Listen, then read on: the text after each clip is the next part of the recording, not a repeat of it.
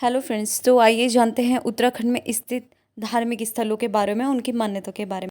तो सर्वप्रथम जानते हैं भगवान शिव को समर्पित केदारनाथ मंदिर के बारे में। महाभारत के युद्ध के पश्चात पांडव अपने गुरु और भाइयों की हत्या के पाप से मुक्त होने के लिए भगवान शिव की आराधना कर रहे थे, परंतु भगवान शिव उनको दर्शन नहीं देना चाहते थे क्योंकि वो उनसे बहुत ही ज़्यादा रुष्ट थे। और भगवान शिव पांडवों को दर्शन ना दे करके वहाँ से जाने लग गए और उन्होंने एक नंदी का रूप धारण कर लिया था, जिसमें पूरे नंदी झुंड में थे, जिसमें पांडव उनको नहीं पहचान पाए। परंतु भीम ने अपने दोनों पर्वत चोटियों के बीच अपने दोनों पैर फंसा दिए, लेकिन भगवान शिव को भीम के पैरों के नीचे से जाना बिल्कुल भी मान्य नहीं था। और भीम को यह बात समझ में आ गई कि ये साक्षात बैल के रूप में भगवान शिव हैं, इसलिए वो भगवान शिव के जो पृष्ठ भाग होता है उसको वो कसकर पकड़ लेते हैं और भगवान शिव धरती के अंदर समाहित होने लग जाते हैं। जब भगवान शिव पांडवों की ये श्रद्धा देखते हैं तो उनको वो दर्शन देते हैं।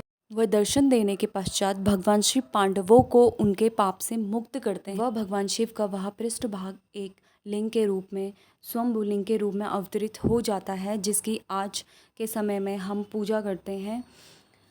पौराणिक काल में केदारनाथ में जो भी श्रद्धालु जाते थे उनको वहाँ रुकने की अनुमति नहीं थी, वह दर्शन करके तुरंत आते थे। वह महाभारत काल में उत्तराखंड में कुमाऊं को मानसखंड व केदारखंड गढ़वाल को बोला जाता था। केदारखंड में लोग योग करने के लिए, तप करने के लिए व अपनी आत्मा की चेतना को जागृत करने के लिए आते हैं, परंतु आज की डेट में लोगों ने इसको एक पिकनिक स्पॉट्स बना दिया है।